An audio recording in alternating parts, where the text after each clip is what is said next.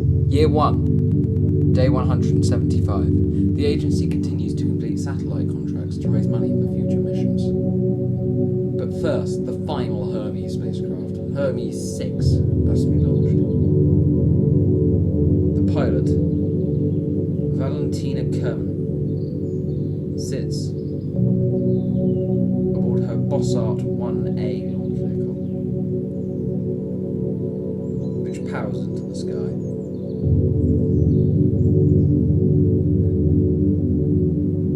One of the verniers has a fuel line leak and explodes not long after liftoff.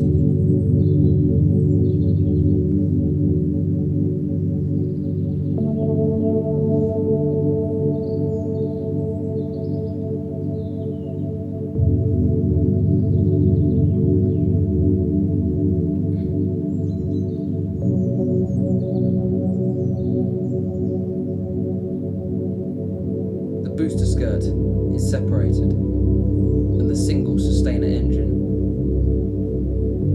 and one out of the two verniers continues to power Valentina into the sky.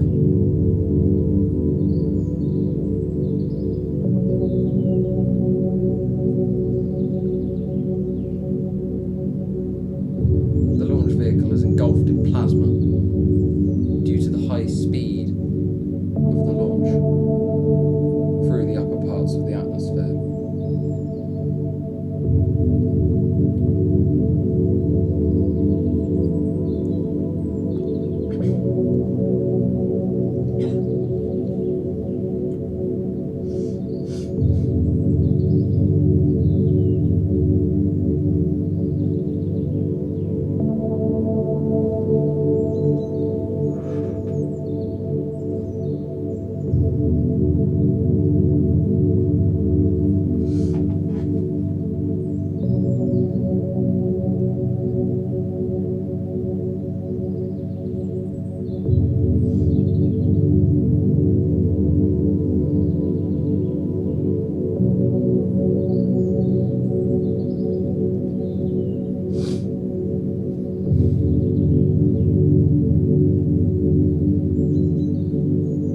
Bossart reignites its engine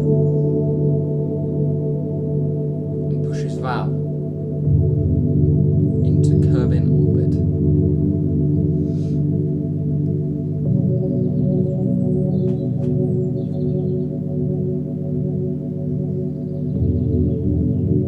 Hermes 6 is separated and the destabilizing flap is deployed.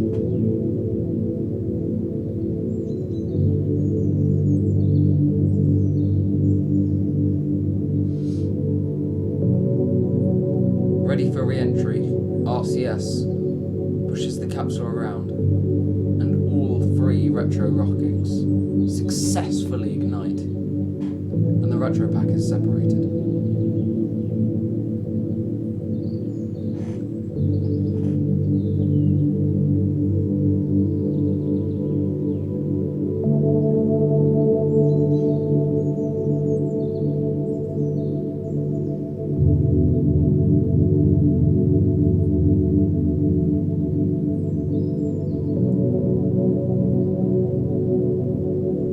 Valentina coasts back to Earth in the final Hermes capsule.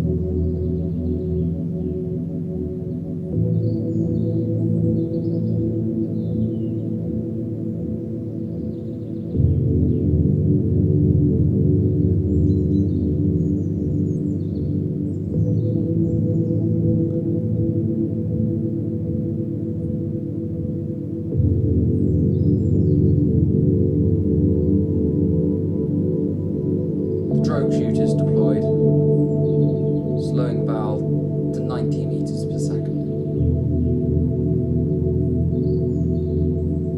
And then moments later, the main shooters deployed, slowing the capsule to just 6 meters per second. The landing airbag is deployed.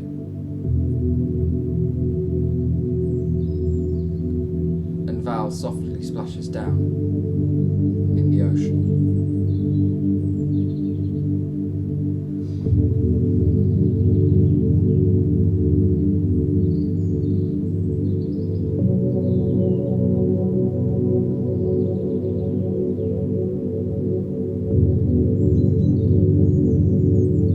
Pathfinder 6 is launched.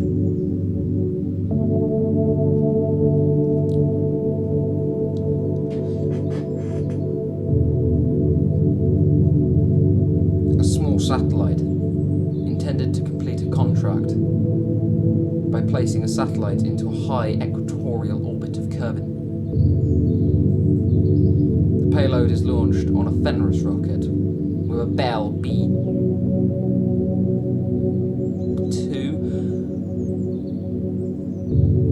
upper stage.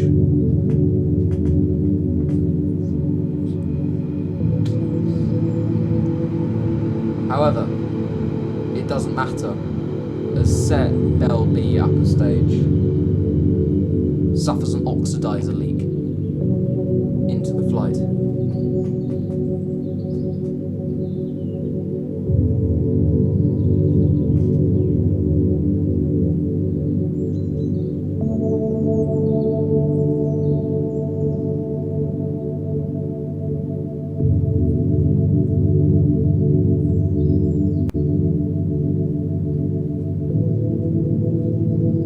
Due to this oxidizer leak,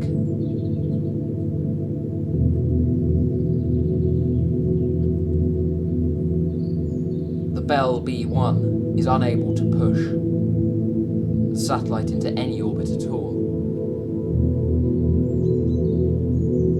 So definitely not the target one. Pathfinder 7 is launched. However, unbeknownst to the designers, there is a critical design flaw in the satellite. It lifts off aboard the same launch vehicle as Pathfinder 6 and intends to complete a different contract.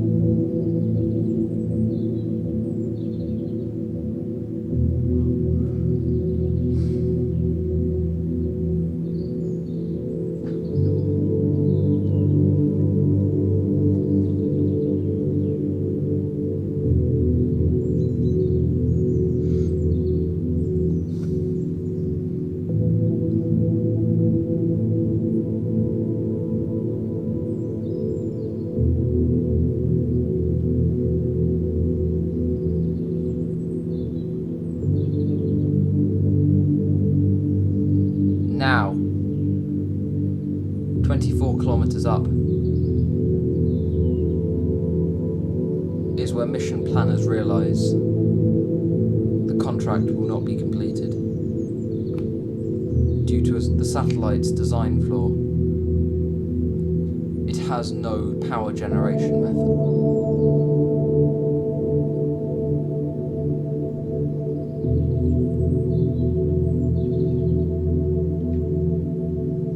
Contract requires the satellite be able to generate power with solar panels, fuel cells, or RTGs.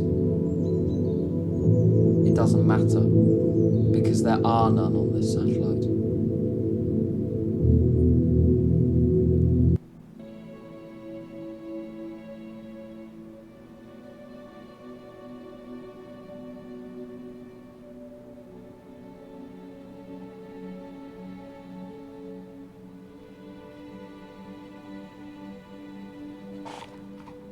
A mission lifts off from the pad aboard a Bossart.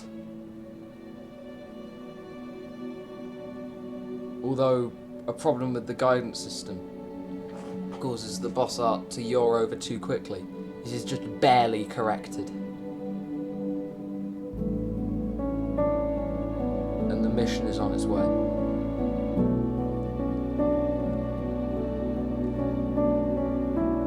This boss arc carries a Belle B2 upper stage.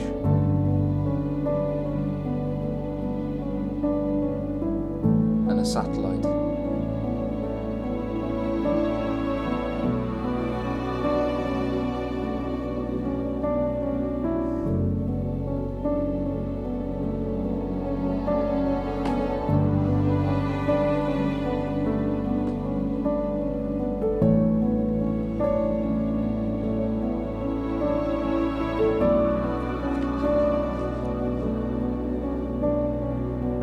The probe is called Munshot.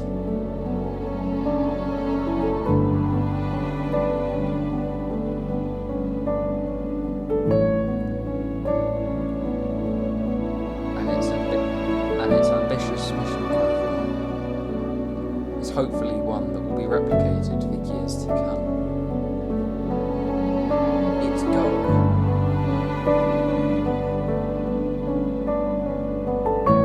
is to fly towards Kerbin's nearest celestial body, the Mun.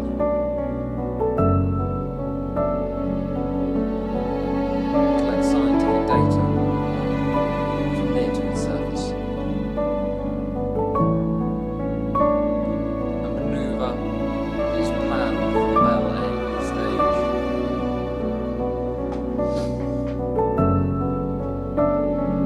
We'll fly past the Mun,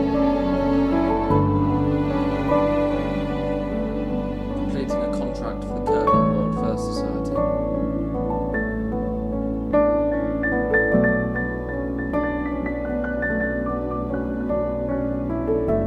Due to orbital eccentricity, if sent on the desired trajectory, the probe will be behind the Mun relative to Kerbin and be out of reach of ground control stations, meaning no scientific data will be able to be attained. Therefore, the burn is not quite programmed, so that the planned periapsis might be in range. However, the Belle A overburns slightly.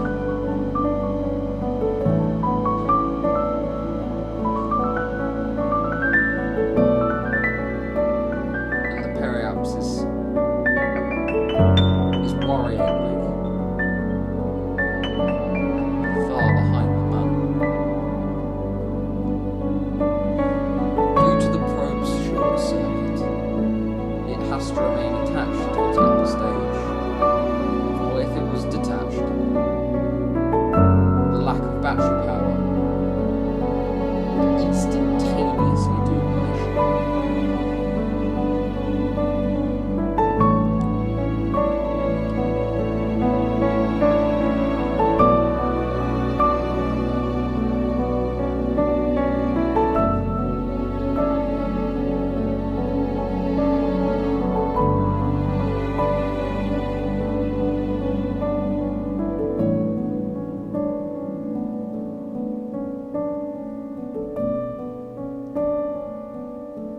The probe completes many experiments and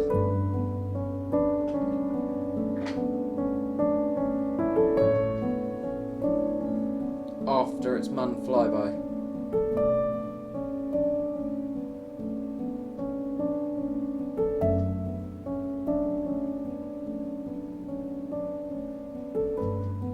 is shot out onto a solar orbit.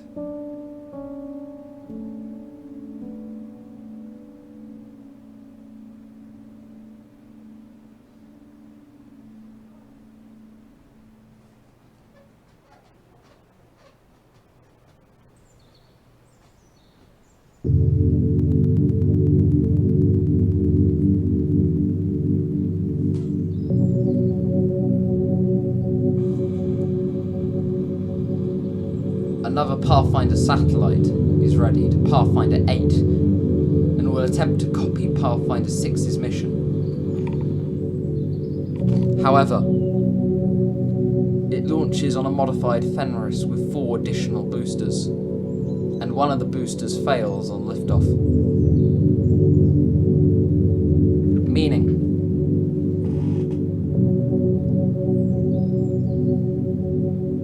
that the rocket nearly turns into a missile and skims dangerously low to the ground. Frantically, Mission Control managed to separate the opposite booster, and the Fenris continues into the sky. However, both with the distorted trajectory from the sudden pitch over caused by imbalanced thrust and the lack of boosters working correctly mean that Delta V budgets on this mission will be tight, to say the least. The Belle B2 upper stage, characterized by nozzle extension,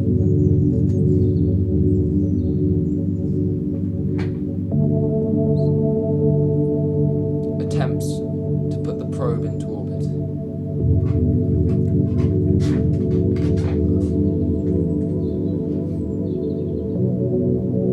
But Delta V budgets was tight to begin with.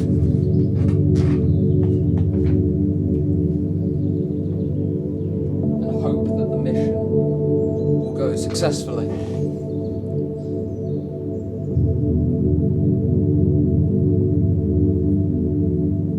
Is nowhere to be found.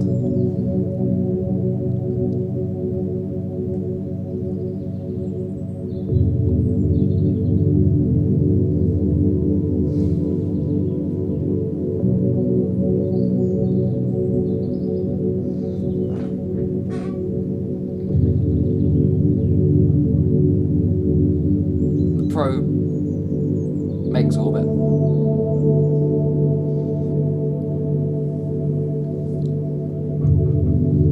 Have to reach the inclined elliptical orbit.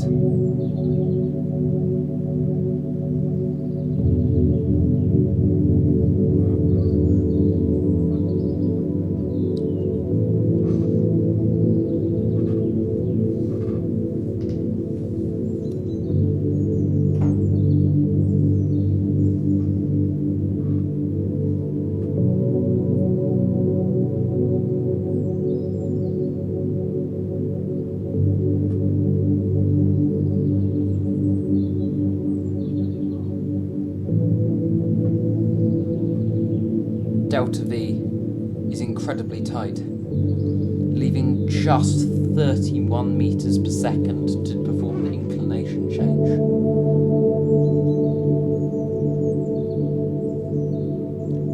Plus, should ending cutoff be even a second late, too much fuel will have been expended from the stage.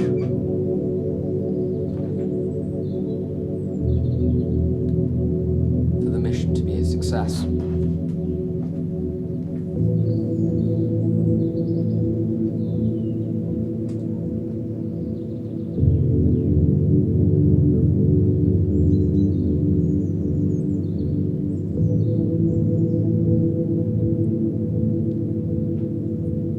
Unfortunately, the stage overburns.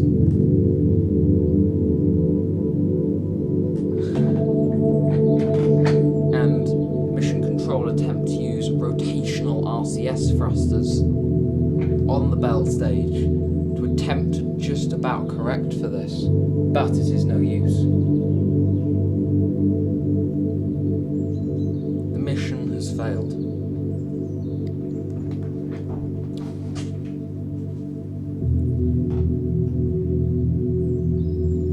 And the satellite is released on its unintended orbit.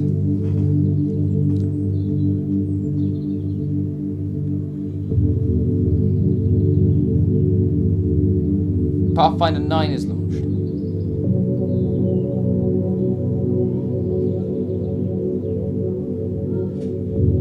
But the rocket to take off. In response to the low performance and success ratio of the Fenris, a new launch vehicle is put into service, known as Prometheus.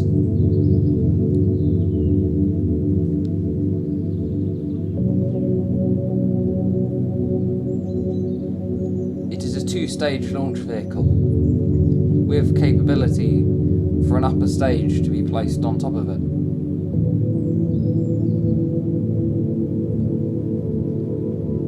And, most importantly, it is far more powerful than Fenris, meaning satellite missions such as these will no longer require an underpowered Fenris or an expensive bottom. It strikes the perfect balance.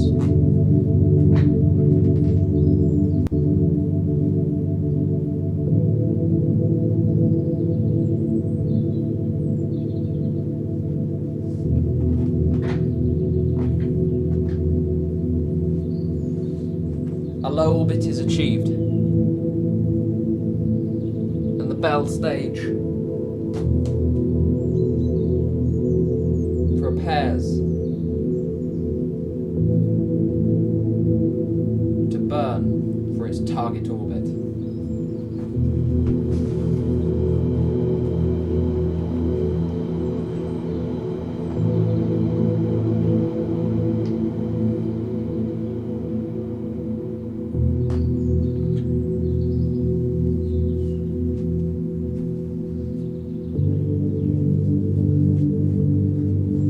The belle is successfully placed onto its target orbit and has reserves to spare thanks to the increased power of Prometheus over Fenris.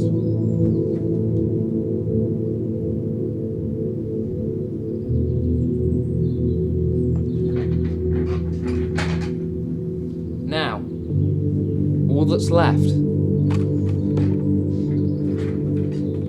is a small inclination change.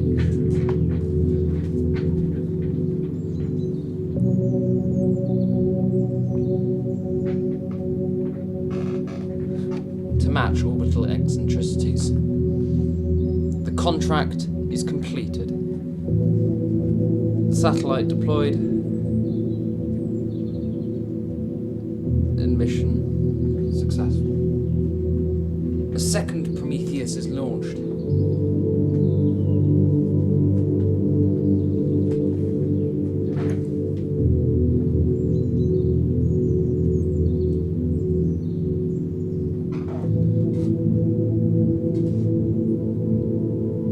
Carrying the payload for the other satellite contract.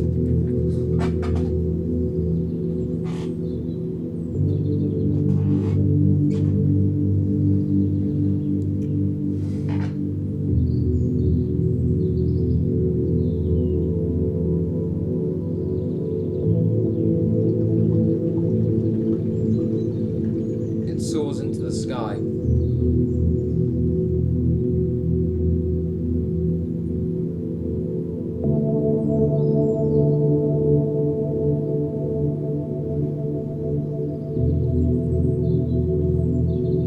However, one of the separation motors fails, causing the stage to be sent spinning. The stage corrects for this. However, a staging error means that part of the interstage fairing is deployed. In addition to these failures, the second stage suffers an oxidizer leak.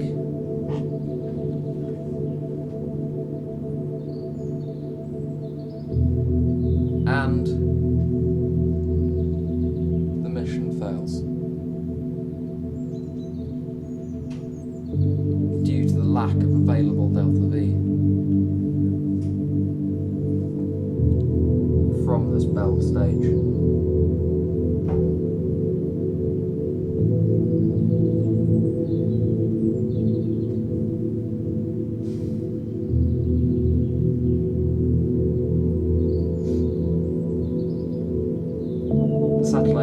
atmosphere, it's destroyed.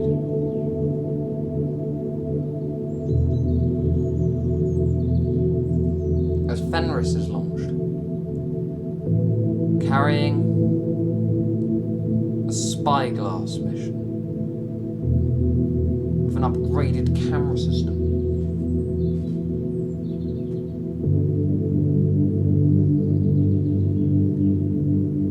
This is the 9th mission in the series.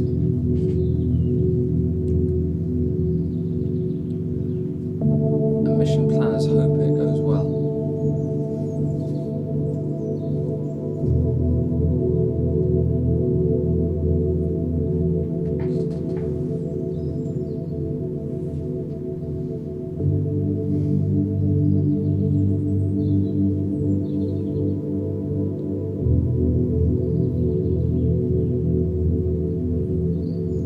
Due to the improved capability of this new camera system,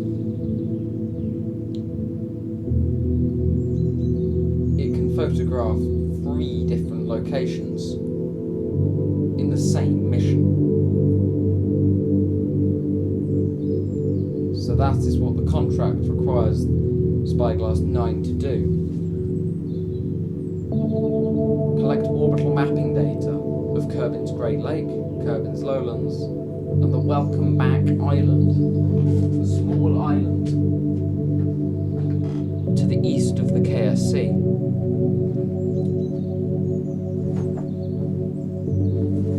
However, the orbit must be precise to take a picture of such a small target.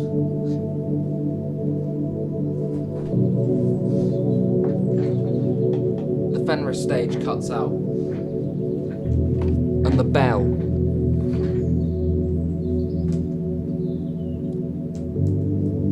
points up to raise the apparatus above the Kerman line.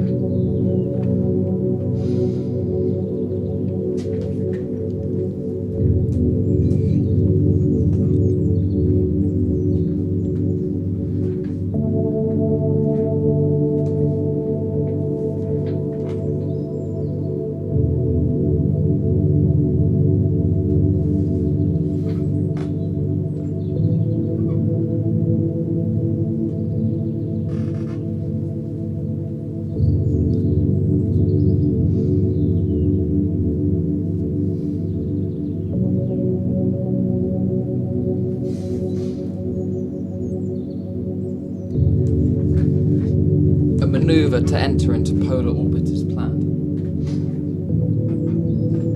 The stage is oriented and its engine fires.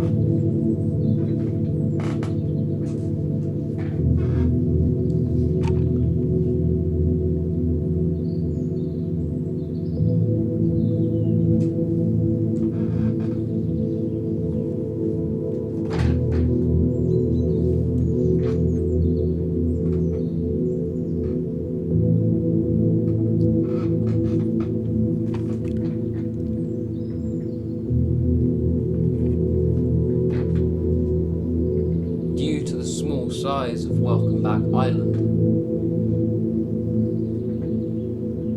it is impractical, nearly impossible to gain data.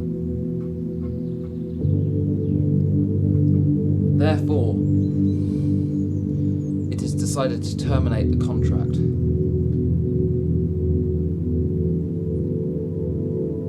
As the agency is in a financial position to do so. The other 2 samples will be used for purely scientific purposes.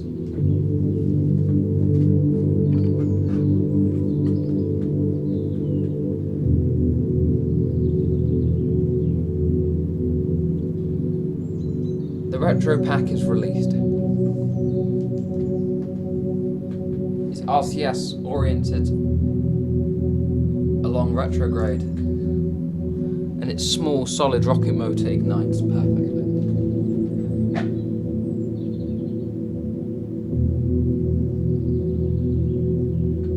RCS then pushes it prograde to orient its heat shield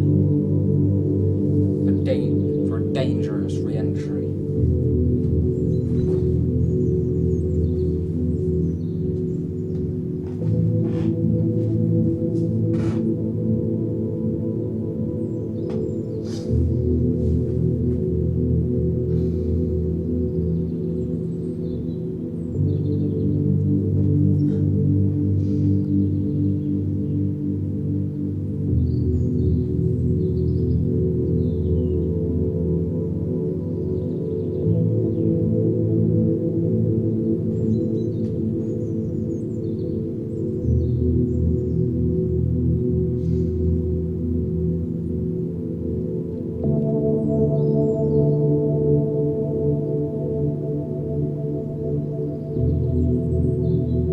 Re-entry pod is sheathed in plasma, meaning any communication attempts from ground control are blocked.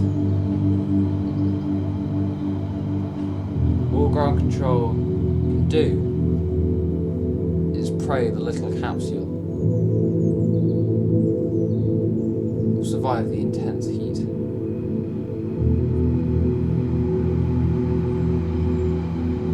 Luckily, connection is re-established. The retro pack separated and the chute deployed.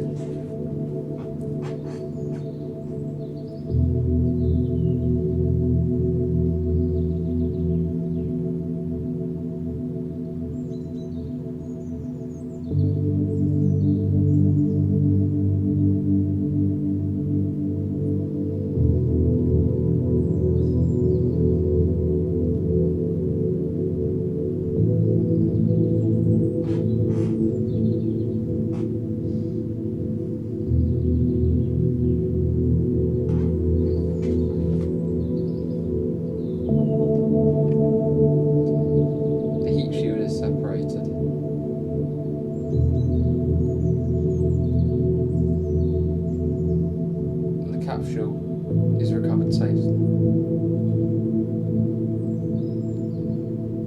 A new mission is launched aboard a Bossard.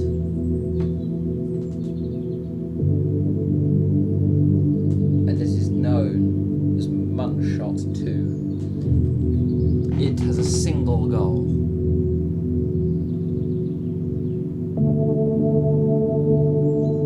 To perform a litho-braking maneuver on the Mun.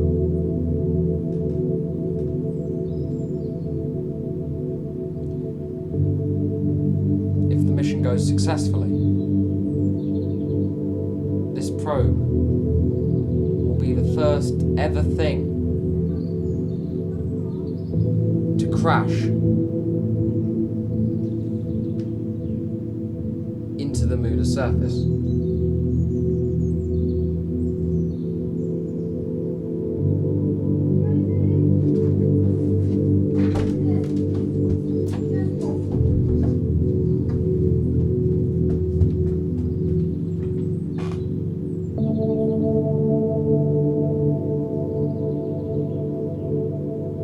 However,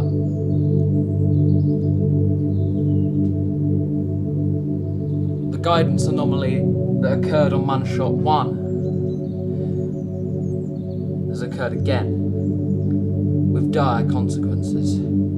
Aerodynamic forces flip the Bossart around, and the G-forces cause the auto-jettison feature on the booster skirt to activate. The probe will crash down the scene.